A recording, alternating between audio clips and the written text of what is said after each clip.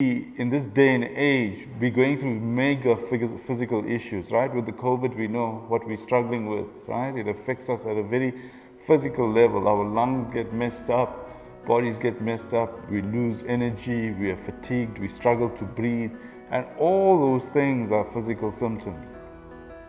But at the same time, with this COVID, it's also unleashed and exploded mental illness on the world at large. Why? Because we're sitting in our confined spaces, in solitary, it feels like solitary confinement, in lockdowns at homes, working from home, not being engaged and interacting with people, all right?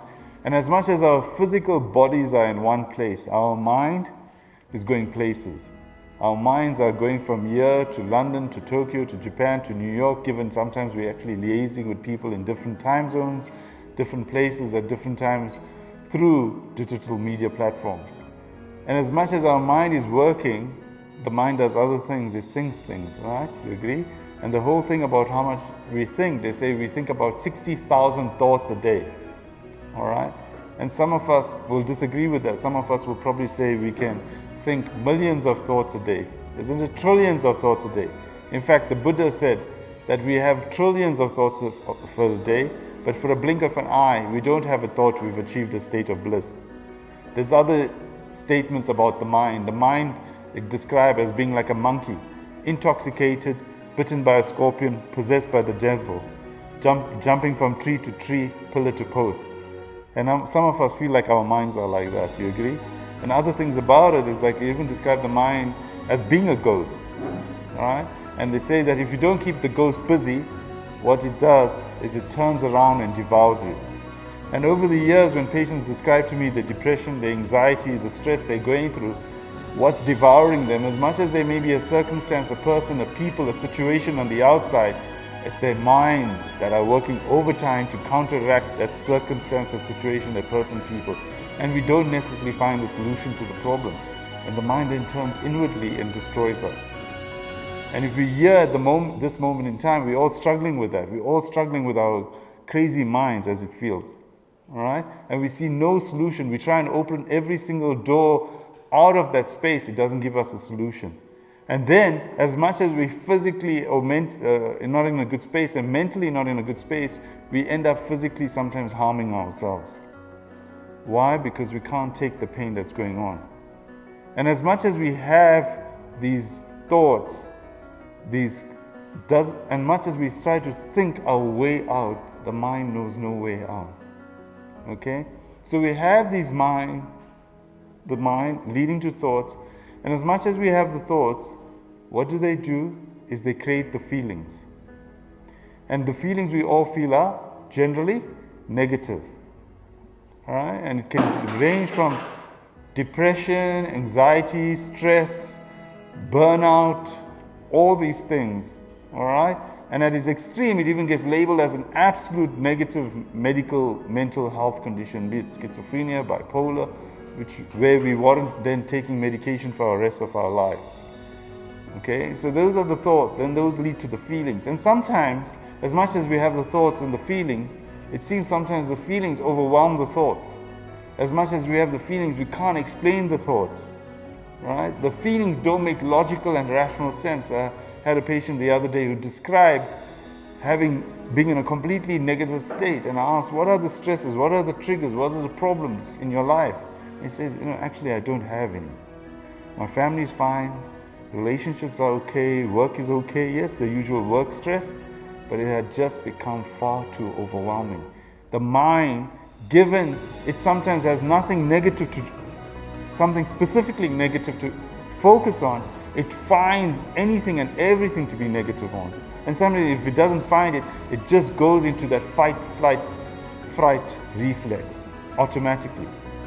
People will describe to me where they feel negative, where they've been through a very stressful situation, and then post the event, when you're okay, where the stress has been dealt with, that's when they all break down.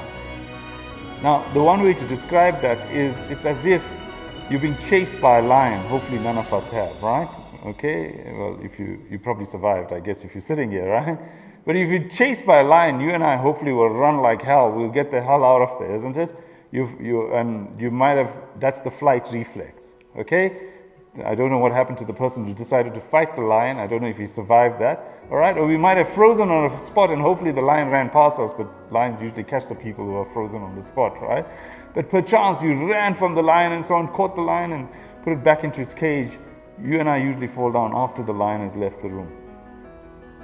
We feel the stress, the anxiety, all after the event. The body sometimes gives up. As you know, sometimes you drive your car. I remember this as a youngster.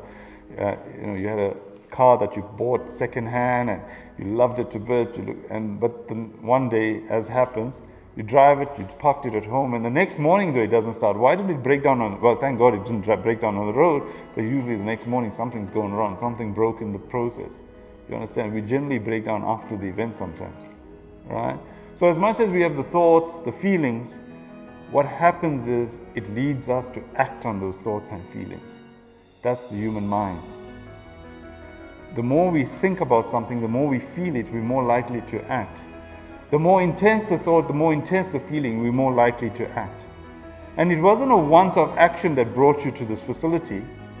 It became a habit, a repetition, a ritual. We had made it part of our neuronal pathways. We are wiring and firing our brain. As much as we wire, we fire. As much as we fire this brain of ours, it wires itself. It forms that same old pathway. This is how we deal with stress, anxiety, anger, and this is how generally people around us deal with stress, anxiety, and anger. We become part of the tribe, the mob, the herd mentality that follows that pathway. That is all we all know. And we wonder when someone does something different, like, geez, where you come from? Right? We might even accuse them of being crazy, different, eccentric. Why? We don't understand their behavior. Our behavior becomes normalized. And what they say is, how many hours you need to do something to become a genius at something? They say usually it takes about 10,000 hours. Do you agree? All right, whether we agree or not, sometimes, but it can be the intensity of the hour that allows us to become a genius at something. It can be the frequency of how we think these particular thoughts that facilitate a particular outcome. And something very interesting then as a result, they say it takes you 10,000 hours to become a genius. We all have a particular characteristic personality trait that eventually has manifested over 10,000 hours. And it's not like something we want to be proud to say we're geniuses at. Sometimes it can be something like depression, anxiety, low self-esteem, low confidence. Does that resonate for us? Low belief in ourselves, loneliness, rejection, abandonment, all these things become wired in our brain and becomes part of the habits we develop. And it actually physically manifests in our behavior. The way we walk, the way we talk, the way we enter a room, determined by the thoughts, the feelings, the actions we have. The type of people we are in this world out there is because of how we behave. And that behavior is determined by the thoughts, that pathway, that feelings. And we actually wire our brain to determine our behavior. And lo and behold, it reaches a stage where it determines, as I said, our characters and personalities. What's happening is that the type of person you are is fundamentally determined by the thoughts you have, the feelings, the actions. What your manifestation and expression is all the thinking that is going on inside you. And some people over the years will say, geez, my thinking is muddled up, chaotic. Sometimes we actually see it, isn't it? Like in terms of our desk at home. There's an interesting picture on the internet of Einstein's desk. They took a photo of it, I think it was after it just passed on, and it was a complete mess, right? But the man was probably thinking so amazingly that he could make sense in all of the chaos. He saw order, right? But some of us, our lives are in a mess, and we wonder why, because we can't really control the chaos in our lives. But the chaos, where did it originally manifest, is in our minds. We feel overwhelmed, overburdened.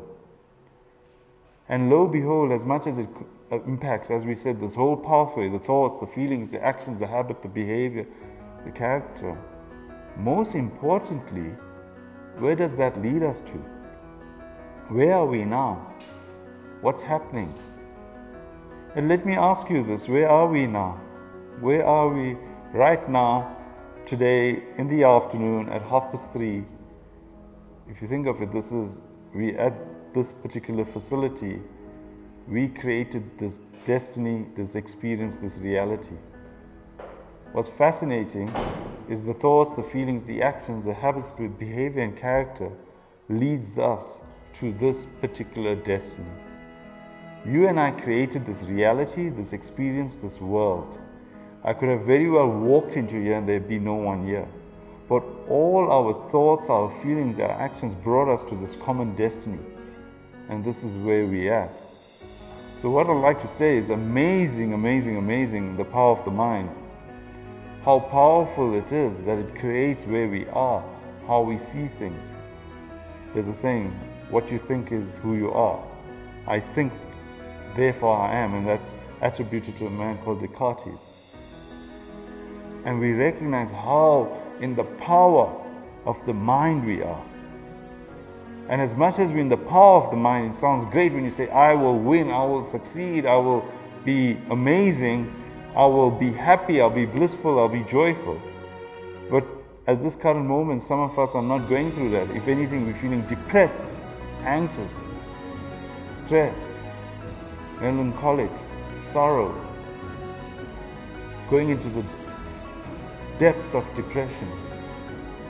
And that's the pathway of our brain, our mind. But we want to shift it to that positive space. And that's what we're going to look at. To understand how we can shift our minds to a far more powerful space. To move beyond the thoughts, the feelings, the actions that has led us